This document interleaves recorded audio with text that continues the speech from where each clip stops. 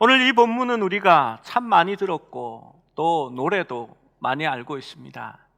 이 찬양, 여기에 맞는 찬양을 준비하면서 이렇게 무슨 찬양을 할까요? 했더니 우리 부교육자들이 하시는 말씀이 내게 있는 그 찬양을 하세요.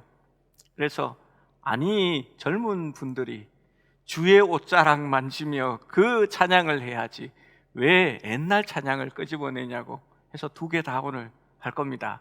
하나는 했고요, 하나는 나중에 할 겁니다. 우리가 익숙한 말씀인데 조금 더 다른 시선으로, 또 예전에 우리 교회에서 한번 설교했지만 또 한 번 더 살펴보려고 합니다.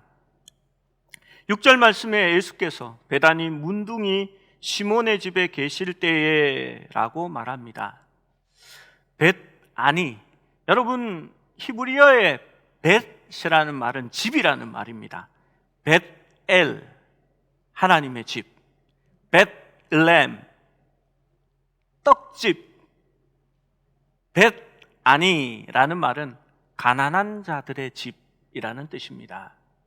그러니까 이 문둥이 시몬의 동네는 가난한 사람들의 집이었습니다. 요즘 말로 바꾸면 빈곤층이 사는 그런 동네다라고 말할 수 있습니다. 그런데 한 여인이 매우 귀한 향유 한 옥합을 가지고 와서 그것을 깨뜨리고 예수님의 머리 위에 붓습니다. 동네와는 어울리지 않는 값비싼 향유였습니다.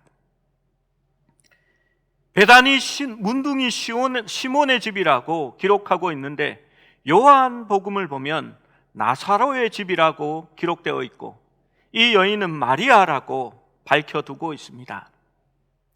이 공간복음들을 다 합쳐보면 성경은 오류가 없습니다. 1.1획도 틀린 곳이 없습니다. 이것이 틀리지 않게 맞추어 보면 이렇게 됩니다. 아버지 시몬이, 마리아의 아버지 시몬이 문둥병자였고 마리아의 오빠가 나사로이고 그 여인이 마리아라고 보는 것이 맞습니다. 그리고 거기서 식사하고 계신 예수님을 말합니다. 여러분, 유대인들은 식사를 아무나 같이 하지 않는다고 말했습니다. 그리고 이들은 식사할 때의 모습이 있습니다. 그 말씀이 요한복음 13장 23절에서 25절에 잘 기록되어 있습니다. 말씀을 보시면요, 예수의 제자 중 하나 곧 그의 사랑하시는 자가 그의 품에 의지하여 누웠는지라 라고 말합니다.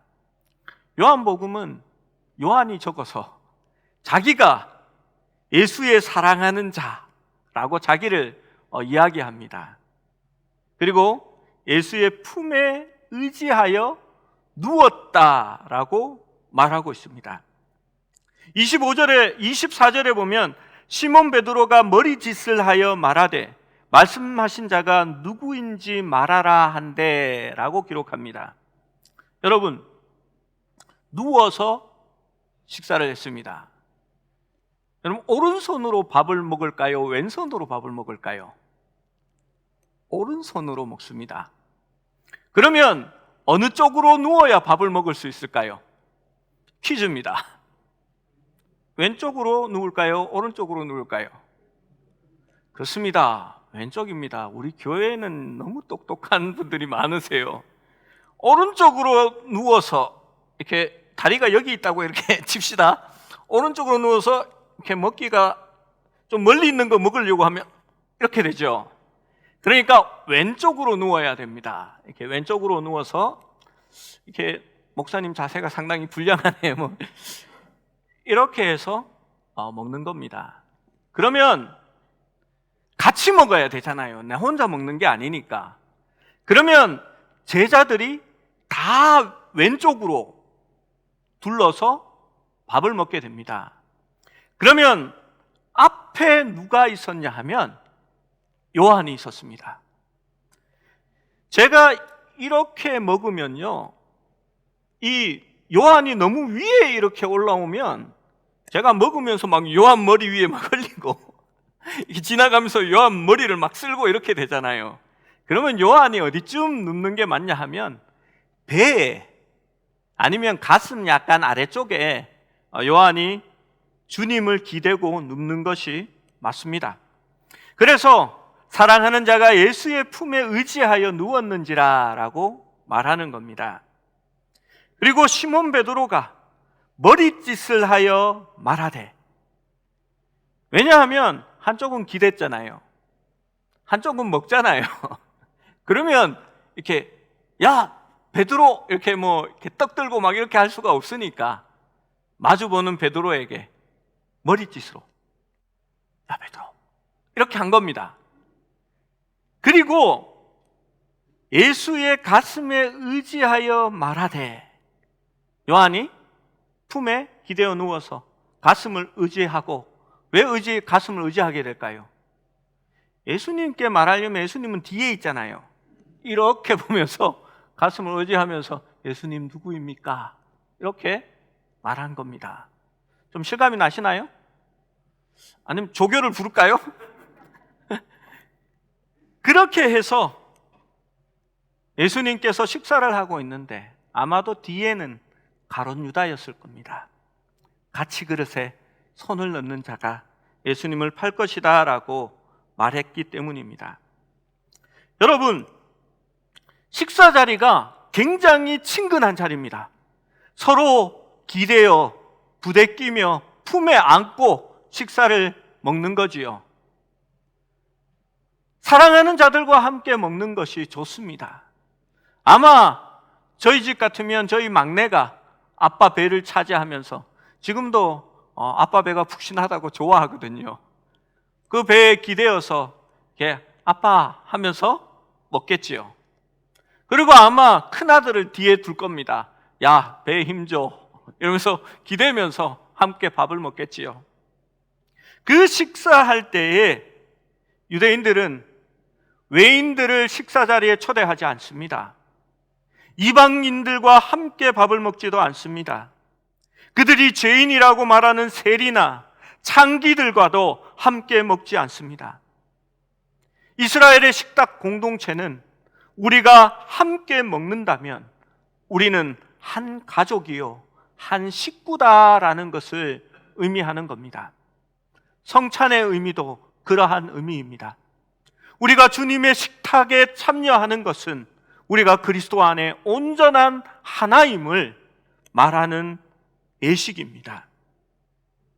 여러분, 예수님이 세리와 죄인들과 함께 밥을 먹을 때에 바리새인들과 유대인들이 예수님을 비난한 것을 기억하시지요.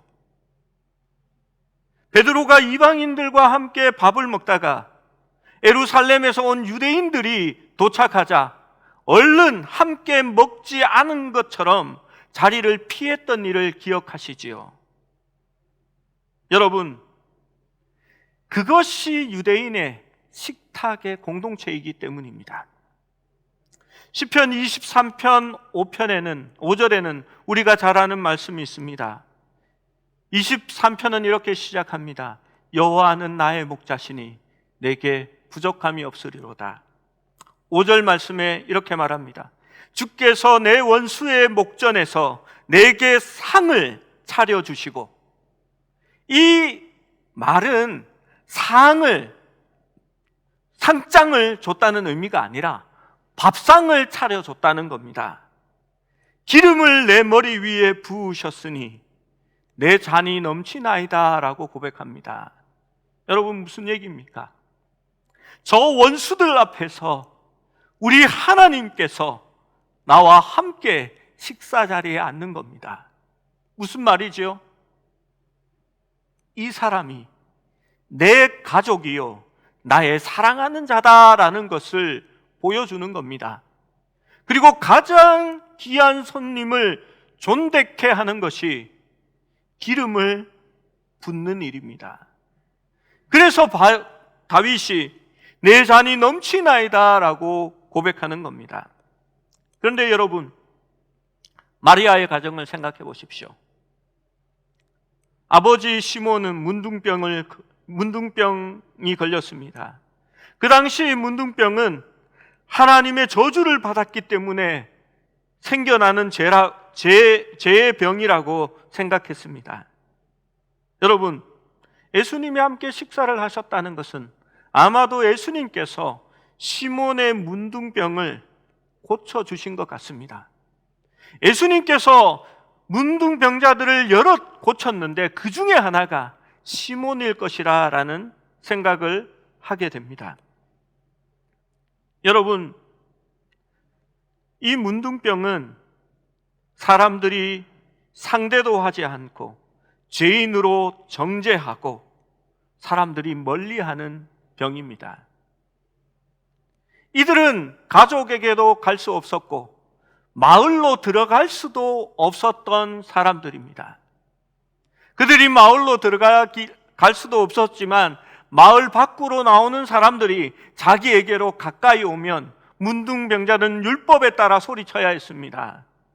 부정하다, 부정하다. 여러분, 그것이 어떤 의미인지 아시겠지요? 아무도 찾아오지 않고 찾아오는 사람마저도 내쳐야 했던 그런 문둥병자였습니다. 그리고 그 문둥병자의 집이나 그 가족들에게 아무도 가까이 하거나 좋아하지 않았습니다. 문둥병은 죄 때문에 용서받을 수 없는 죄 때문이라고 생각했기 때문입니다. 여러분, 그런데 예수님께서 그 시몬의 집에 찾아가십니다. 죽었던 오라비 나사로를 살려주십니다. 그리고 마리아도 죄인이라고 성경 본문에 보면 적혀져 있습니다. 그런 나사로의 가정에 예수님께서 찾아가시어서 함께 지금 먹고 마시고 있는 것입니다. 바로 예수님께서 그들을 나의 가족이요, 나의 공동체로 품어주셨다라는 이야기입니다. 여러분, 참된 헌신은 계산을 초월합니다. 마리아는 예수님께서 이곳에 오셔서 자기의 집에서 식사를 하고 있을 때에 값진 향유, 순전한 나드 한 옥합을 가지고 와서 그 옥합을 깨뜨려 예수님의 머리에 부었습니다. 여인이 가지고 온 향유 나드는 인도의 히말라야 산맥에서 자라는 식물의 원료를 가지고 추출한 향유입니다. 당시 매우 값비싼 향유였습니다. 이런 향유는 아무에게나 사용하지 않았습니다.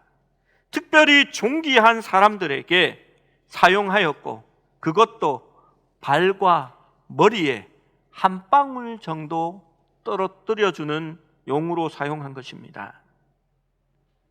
예수님께서 당시 옆으로 누워서 식사를 할 때에 정말 존귀한 사람들이 오면 그 집에 여인이나 종들이 대하에 물을 떠서 가서 옆으로 누워있는 사람의 신을 벗기고 그 대하의 물로 발을 씻기는 겁니다.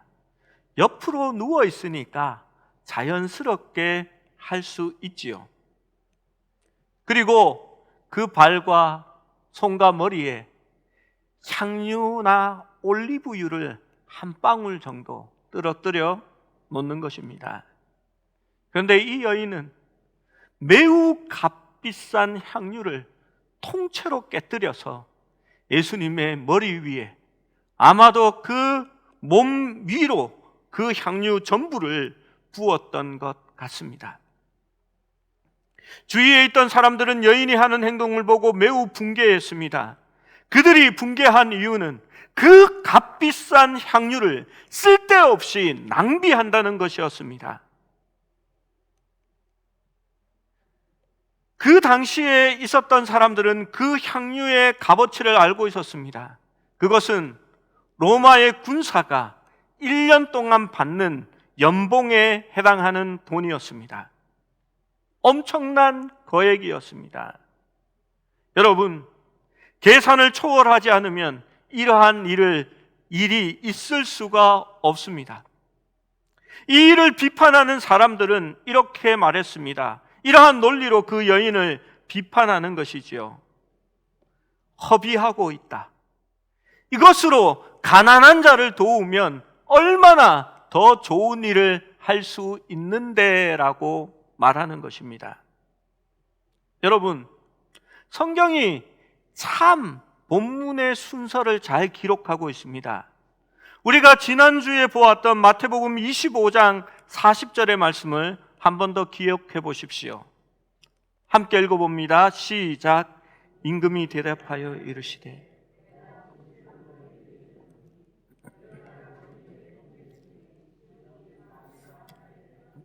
곧 내게 한 것이니라 하시고.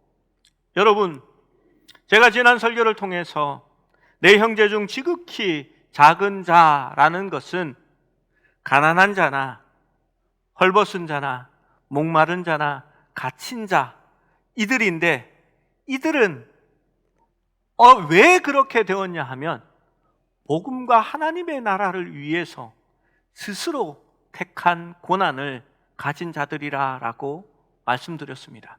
그리고 예수님은 그들에게 한 것이 곧 나에게 한 것이다 라고 말하는 겁니다. 가룟 유다는 그것을 팔아서 가난한 자에게 나누어 주는 것이 좋은 것이라 라고 말합니다. 그러나 그는 무엇이 더 중요하고 전제되어야 하는지를 잊어버린 겁니다. 여러분, 주님을 위하여, 그의 복음을 위하여 사용될 때에, 작은 것 하나라도 그들을 위해 나누어 줄 때에 그것을 큰 것이라고 예수님께서는 말씀하시는 겁니다. 저도 구제하고 봉사하는 일에 관심이 많습니다. 교회가 그런 일을 잘 감당했으면 좋겠습니다. 그런데 그것보다 더 우선하는 일이 있습니다. 주님을 위해서 스스로 가난하게 사는 사람들, 스스로 생명을 바쳐서 헌신하는 사람들, 선교지에서 고생하는 사람들, 그러한 이들을 위해서 교회가 섬기고 그들의 것을 예비할 수 있는 일이 더 큰 일이라고 저는 생각합니다. 교회는 구제하는 곳이 아닙니다.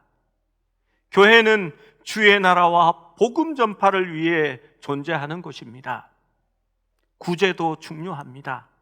함께 나누는 것도 중요합니다. 그러나 그것은 차선책의 일이 되는 것입니다. 마리아는 예수님을 위해서 바칠 수 있었습니다. 헌신을 이해하지 못하는 사람에게는 모든 것이 낭비로 여겨지게 됩니다. 주님을 위해서 엄청난 것을 드리면 주님께 드리는 것보다 차라리 다른 것을 위해서 쓰는 것이 더 낫다라고 생각할지도 모릅니다.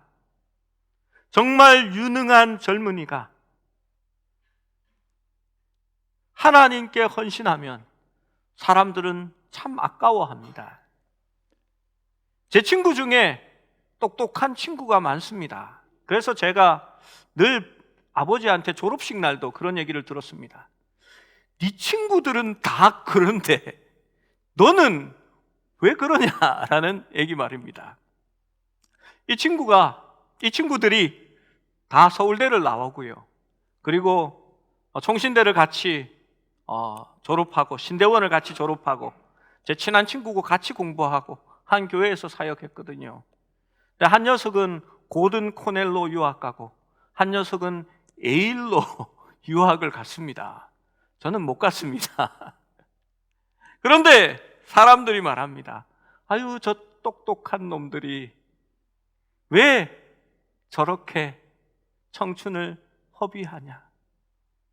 그들은 하나님의 일의 중요성을 알지 못합니다. 그것이 청춘의 낭비라고 생각할지도 모릅니다. 선교에 평생을 바치고 어려운 곳에 가서 힘들게 살아가는 사람들을 보면 그 일의 가치를 알지 못하는 세상 사람들은 그것이 시간 낭비요 재물의 낭비라고 생각할지 모릅니다. 그러나 그렇지 않습니다. 하나님 앞에서는 그것이 최고의 가치가 될 것이기 때문입니다. 여러분, 지금 마리아의 심정도 이런 심정이었습니다. 누가 무엇라 해도 상관이 없습니다. 낭비라 해도 상관없습니다. 내 영혼을 살리신 주님, 나를 찾아오셨던 주님, 외면했던 우리 가족에게 구원을 주셨던 주님, 내 아버지를 돌려주시고 내 오라비의 생명을 다시 되돌려 주신 그 주님이 너무 좋고, 이 여인은 그 주님을 향하여 모든 것을 드릴 만큼의 사랑을 가지고 있었기 때문입니다. 아주 흥미로운 사실은 이 여인을 비판하고 있는 사람이 유다라는 사실입니다. 유다는 어떤 사람인가 하면 계산에 밝은 사람이었습니다. 그에게는 계산을 초월할 수 있는 은혜와 사랑이 없었습니다. 이 집에 있는 다른 사람들은 그 동기가 없었습니다. 여러분, 이 집에 있는 주인은 문둥이라고 합니다. 이 사람은 격리된 사람입니다. 그러나 그 집에 모였던 것으로 보면 치료받은 사람이겠지요.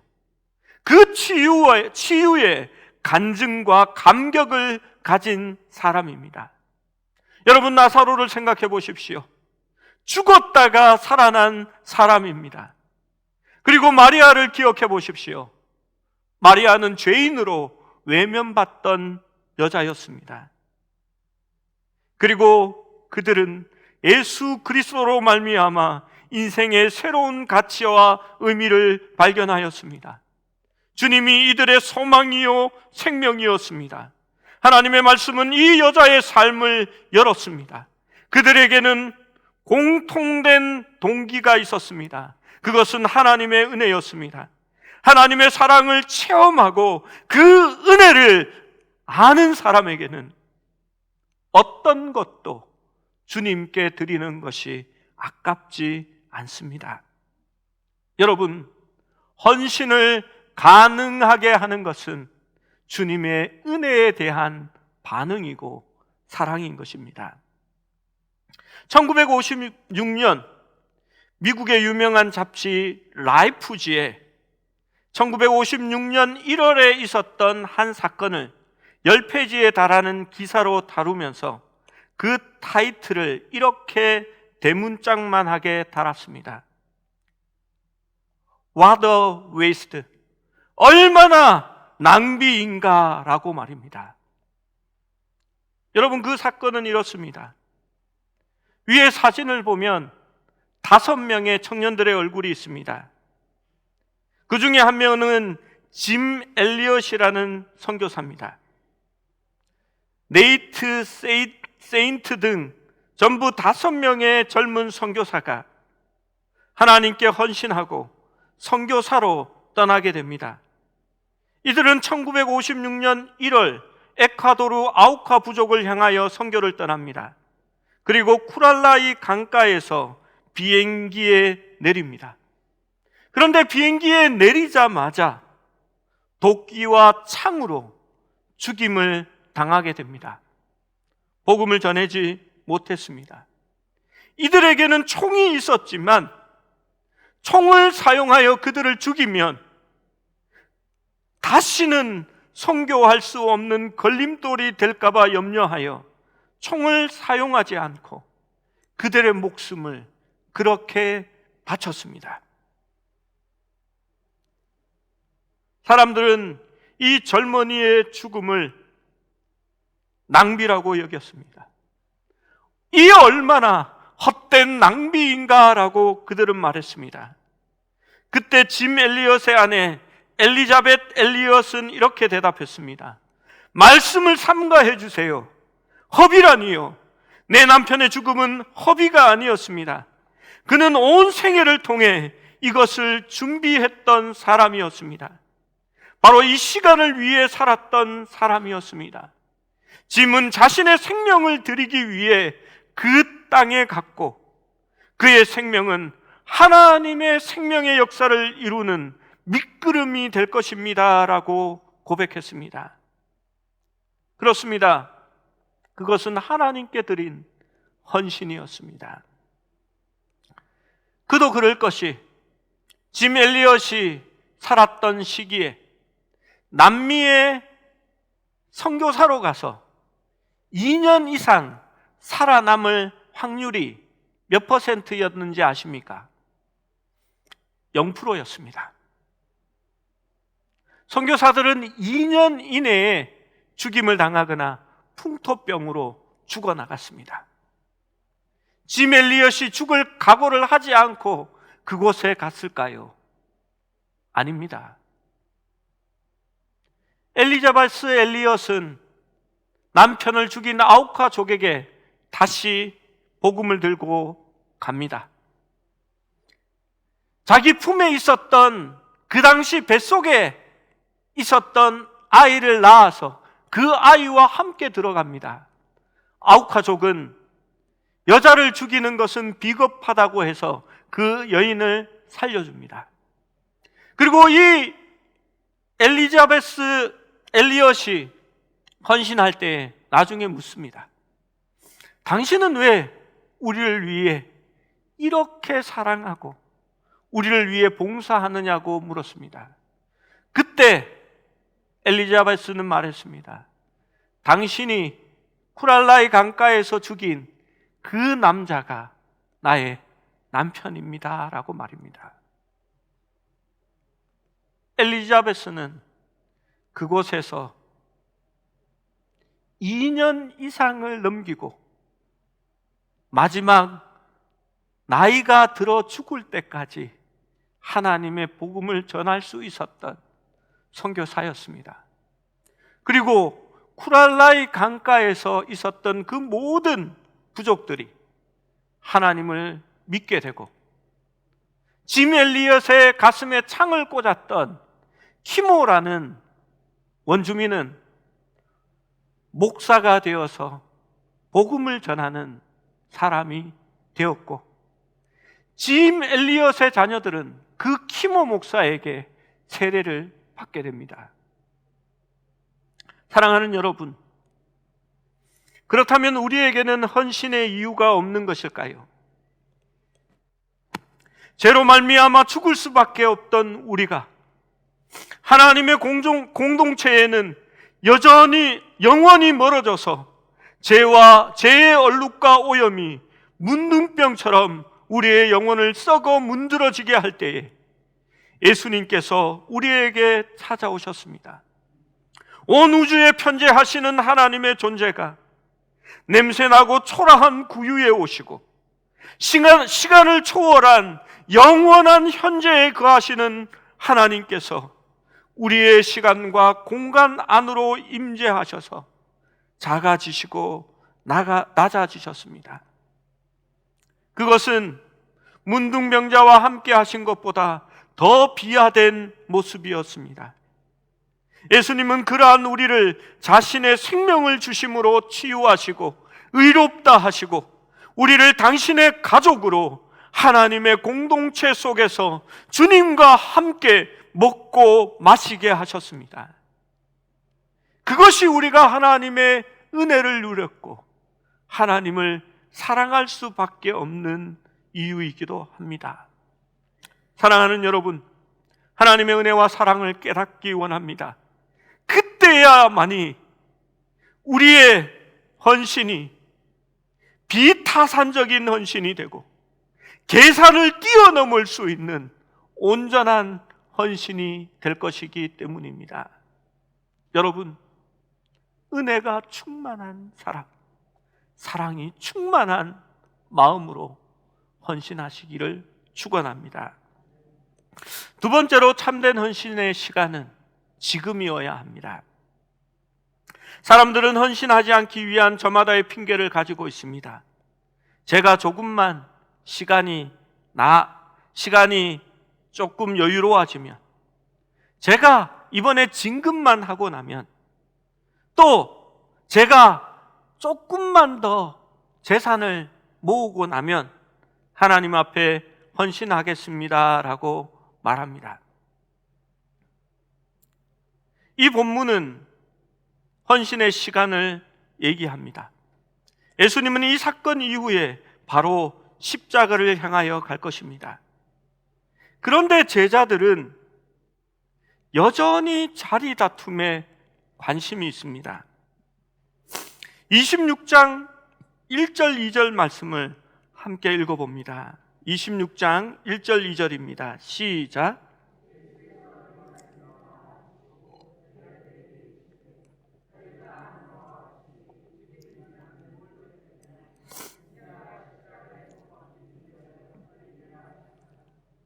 예수님께서 제자들과 함께 있는 사람들에게 이렇게 말씀하셨습니다.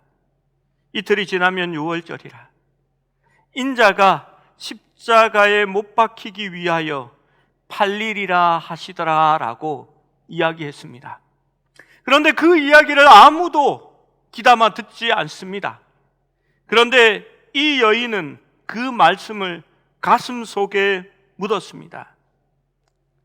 여러분, 이 여인이 이 순간을 놓쳤다면 어떠한 마음으로 십자가를 바라보았을까요? 이 여인은 주님의 죽음을 들었고 그 자기의 전부를 들여서 향유를 구입했을 것입니다. 결코 아깝지 않았을 것입니다. 여러분, 이 여인이 그 향유를 깨뜨려 주님 앞에 부었을 때에 후회 없는 섬김이라고 생각하지 않았을까요? 향유를 드리는 방법에는 여러 가지가 있습니다. 보통 예의를 차리는 것처럼 그 뚜껑의 좁은 구멍으로 한두 방울을 떨어뜨려 줄 수도 있습니다. 그런데 이 여인은 뚜껑을 열어 드린 것도 아니라 그 옥합을 깨뜨려서 예수님께 부었습니다. 다시는 이것을 남겨서 사용하지 않겠다는 겁니다. 예수님께 온전히 전부를 드리겠다라는 마음을 가지고 있는 것입니다. 그것이 이 여인의 신앙의 고백입니다. 마치 사랑하는 이의 죽음 앞에서 눈물을 삼키고 그 사랑하는 이의 몸에 향유를 붓고 그 향유를 바르는 여인처럼 이 여인은 눈물로 그 발을 씻기고 예수님의 발에 입 맞추고 그 온몸에 향유를 붓고 있는 것입니다. 여러분, 이 모습이 주님께 어떤 모습으로 받아들여졌겠습니까? 16장 12절에 이렇게 말합니다. 이 여자가 내 몸에 향유를 부은 것은 내 장사를 위하여 함이니라. 여러분, 그렇습니다. 이 여인은 향유 전체를 깨뜨려 예수님의 온몸에 부었습니다. 그것은 보통 손님을 접대하는 모습이 아니라 사랑하는 이가 죽었을 때에 그 장례를 치르는 모습과 흡사합니다. 앞으로 예수님께 닥쳐올 그 순환을 생각하고 다른 제자들은 높은 자리를 차지하는 데 관심이 있었지만 이 여인은 그 예수님의 뜻을 알고 예수님의 머리 위에 향유를 붓고 예수님께 닥쳐올 죽음을 예비한 것이었습니다. 며칠 후 예수님께서 십자가에 달려 죽으시고 무덤에 안치된 다음 이른 아침에 몇몇 여인들이 예수님의 몸에 바르기 위하여 향품을 가지고 무덤에 찾아갑니다. 예수님이 무덤에 누일 때에는 향품을 바를 만한 시간이 없었습니다. 안식일이 이르기 전에 예수님을 무덤에 눕혀야 했고 그 안식일 전에 빠져나왔기 때문에 기록 그렇게 할 기회가 없었습니다. 그리고 예수님께 이 여인들이 향품을 가지고 찾아갔을 때는 예수님은 부활하시고 거기에 계시지 않았습니다. 예수님의 죽음을 예비하고 그 향품을 바를 수 있었던 유일한 여자가 바로 이 마리아인 것입니다.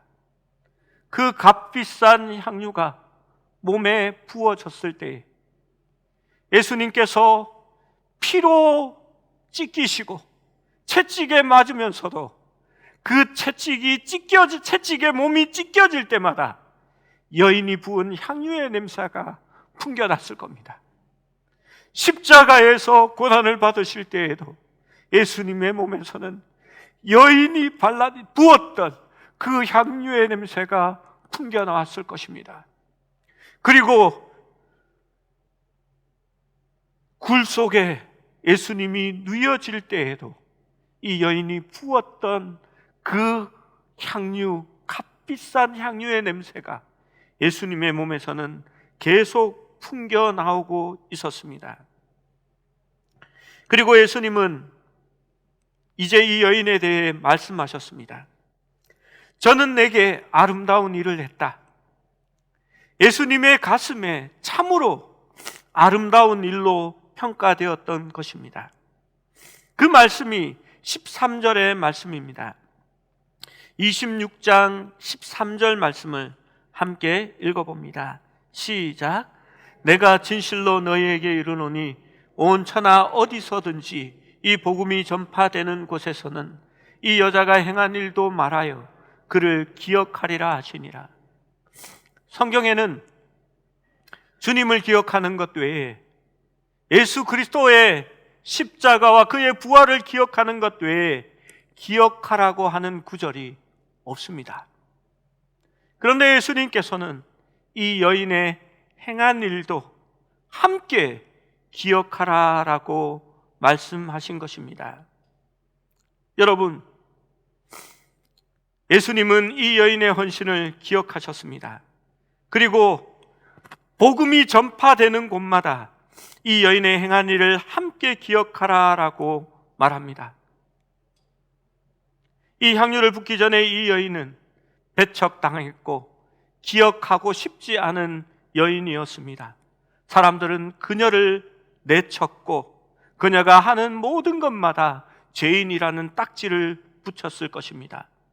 그와 함께 먹는 자들에게, 또 그녀가 섬기는 모든 자들에게 그가 어떤 여자인지 알면 저렇게 그 여인의 손에 자신을 맡기지 않을 것이라 라고 말했습니다.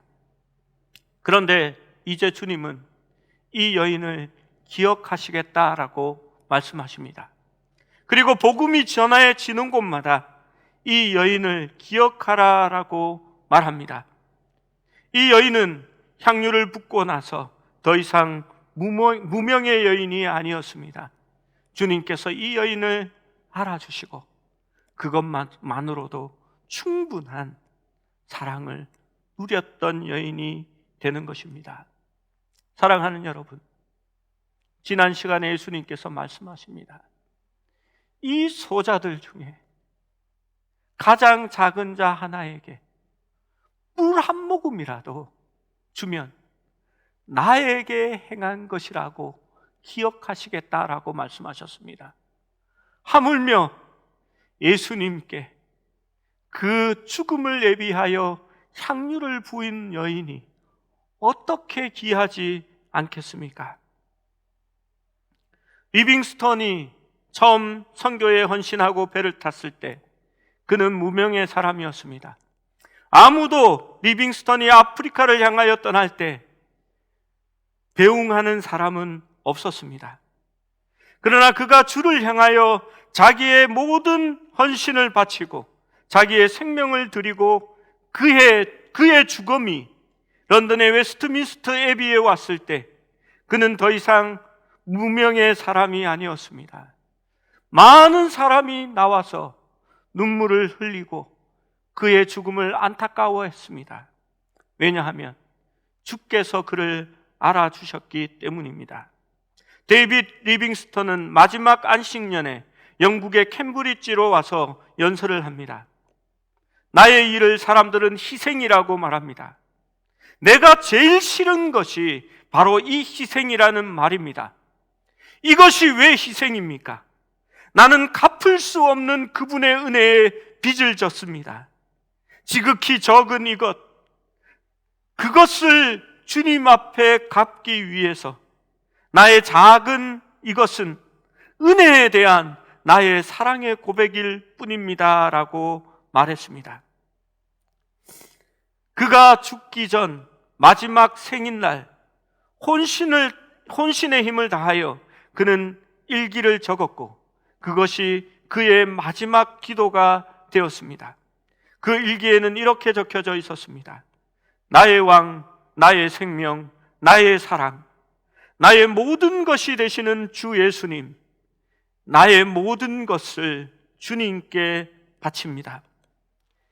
이 해가 가기 전 나의 일을 끝낼 수 있도록 도와주십시오. 주여, 당신의 은혜를 갚을 수 없나이다. 다만 나의 사랑을 받아주셔서.